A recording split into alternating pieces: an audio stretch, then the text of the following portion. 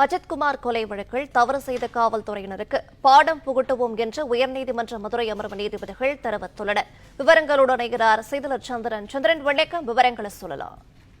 வணக்கம். மடப்புறம் கோவில் காவலாளி அஜித்குமார் மரணம் காவல் மரணம் என்று உறுதியாகியுள்ளது. நீதி அளித்த புகார் உண்மையில்லை என்பதால் புகார் முடிக்கப்பட்டுள்ளதென அது தொடர்பான அறிக்கை தயாரிவதென சிபிஐ தரப்பு நீதிமன்றம் தெரிவிக்கப்பட்டது. ஒன்றுமே இல்லாத வழக்குக்கு ஒருவரை அடித்து கொலை செய்துவிட்டனர். புகார் அளித்த மீது நடவடிக்கை எடுக்க வேண்டியதானே அவர் தானே எல்லாவற்றும் காரணம் என நீதிபதி கேள்வி எழுப்பியுள்ளார். வழக்கு முடிவரை யாராக இருந்தாலும் சிறையிலேயே இருக்கட்டும், மனது பதறுகிறது. எதுவுமில்லாத விஷயத்துக்கு ஒருவரை இப்படி அடிச்சிருக்காங்க, காவல்துறை பாடம் புகட்டுவோம் எனவும் நீதிபதி தெரிவித்துள்ளார். திருப்புவனம் மடப்புறம் பத்திரகாளியம்மன் கோவில் காவலாளி பணிந்த அஜித்குமார் இவர் கடந்த 2025ஆம் ஆண்டு ஜூன் 26 நகை காணாமல் போன தொடர்பாக நீதா என்பவர் அளித்த புகாரின் அடிப்படையில் தனிப்படை காவல் விசாரணையில் அதில் கடுமையாக தகவல் அஜித்குமார் ஜூன் 25 உயிரிழந்தார். இந்த கொலை வழக்கில் 5 தனிப்படை காவலர்களான கண்ணன், ராஜா, ஆண், பிரபு, சங்கரமணி ஆகிய 5 பேர் கைது செய்யப்பட்டு மதுரை மத்திய சிறை அடைக்கப்பட்டனர்.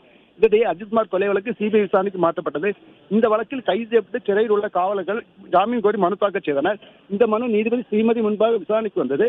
அப்பொழுது சிபிஐ தரப்பில் 2 பதில் மனுக்கள் தாக்கல் செய்யப்பட்டன. நீதிபதி உங்களுடைய விசாரணை என்ன தெரிய வந்தது என கேள்வி எழுப்பினார்.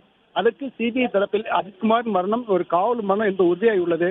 டிஎஸ்பி, காவல் ஆய்வாளர், தலைமை காவல் உள்ளிட்ட தனிப்படை காவலர் அனைவரும் இது வழக்கு பதியப்பட்டுள்ளனர். 10 பேருக்கு தொடர்புள்ள என தெரிவிக்கப்பட்டது. இதைத் தொடர்ந்து நீதிபதி நகை திருடு போனதாக புகார் அளிக்கப்பட்ட உண்மை என கேள்வி எழுப்பினார். அதற்கு சிபிஐ தரப்பில் அது உண்மை இல்லை என்பதால் புகார் முடிக்கப்பட்டு விட்டது, அது தொடர்ந்து அறிக்கை தயாரிவு என தெரிவித்தார்.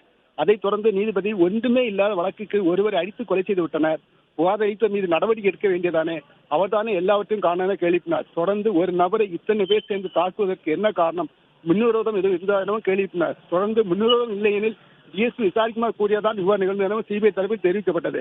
மந்தா தரப்பு இந்த வழக்கு வாக்குமூலம் அளித்தவர்கள் பிரபு என்ற போலீஸ்கார் தவிர மற்றவர் அளித்ததாக கூறிய, எனவே அவருக்கு ஜாமீன் வழங்கும் என தெரிவிக்கப்பட்டது. இதையடுத்து நீதிபதி வழக்கு முடிவு வரை யாராக இருந்தாலும் சிறையிலே இருக்கட்டும் என கூறி மனு மீதான விசாரணையை 17ஆம் தேதிக்கு ஒத்திவைத்துள்ளனர்.